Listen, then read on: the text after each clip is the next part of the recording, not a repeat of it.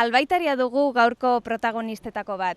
Besteak, laster jakingo duzu zeintzuk diren. Nekane Ibarretzek proiektu berritzaile bat dauka eskuartean. Izan ere, irakurzaletasuna sustatzeko asmoz, txakurrak erabiltzen ditu motivazio gisa. Goazen ikustera zertan datzan bere proiektua. Historian zehar gizakiok beti izan ditugu animaliak gure lagun, gizarte hiztari biltzaileak kasu. Zenbait ikerketen arabera, gizakion arazo sozialak, kognitiboak eta fisikoak konpontzeko onuragarriak dira animaliak. Egun, hainbat ikerketa egin ostean, animaliak sozializazio prozesuetan funtsezko agenteak direla ondorioztatu da. Euren erabilera handitu bada ere, oraindik ez dira ohizkoak terapietan. Baina, kasu guztien antzera, salbuespenak ere badira. Horregatik gaurkoan, nekanerekin lotu gara errealitate hori ezagutzeko. Eta oraingoan galdera erraz batekin hasiko gara. Nondik dator txakurrak maitatzearena? Txikitatik. Kurioso da zen, txikitan txakurran beldur nintzen. Ta nire gurasoak erabaki zuten txakur bat etzea ekartzea. Ta, ordudanik beti izan ditugu txakurrak, beldurra guztiz jo nintzen, ta, pixkanaka txakurren ganako maitasun hori garatzen juntzan, ta, albaitare egin eban, txakurre esiketa, eta azkenean, masterra. Ta oain, txakurrekin egunero. Irakurtzaletasuna sustatzeko proiektu honen ideia berez Bartzelonan hasi zen. Bartzelonan asteazkenero, San Joan de Ospitalean egiten genuen irakurketa saio bat hango umeekin. Ta gero hona etortzean, hasi ginen hainbat ikastetzetan eta Purina eta Zetakekin, ikastoletan ikasketak sustatzeko eta txakurren bidezko ekintza batzuk, ezta?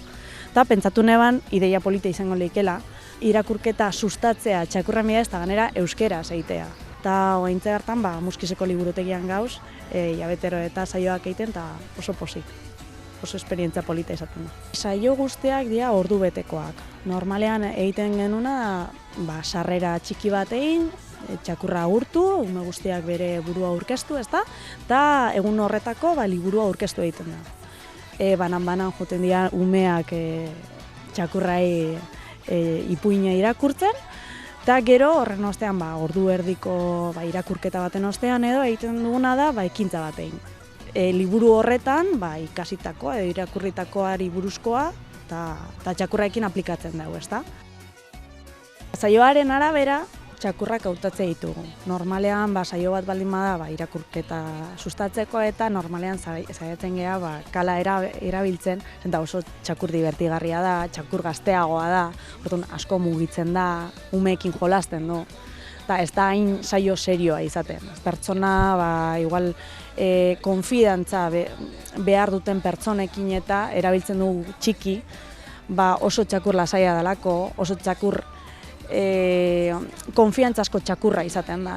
Orduan, erlajatu behar dien pertsonekin lan egiteko txakurra proposa da. Berez, txakurrak ez gaitu epaitzen. Berdintzaio argiak, altuak, bajuak, gure zapatillak markadunak baldin maila, berdintzaie.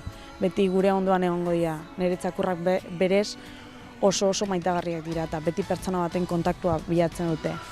Hori pertsonarengan izugarrizko konfiantza ematen du, izugarrizko empatia garatzen da, hainbat eta hainbat balore lantzeko balio dute beti. Oso era naturalean ganera.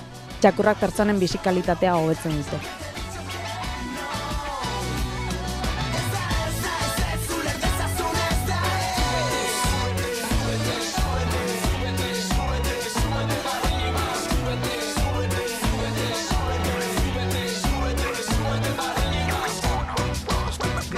¿Quién somos?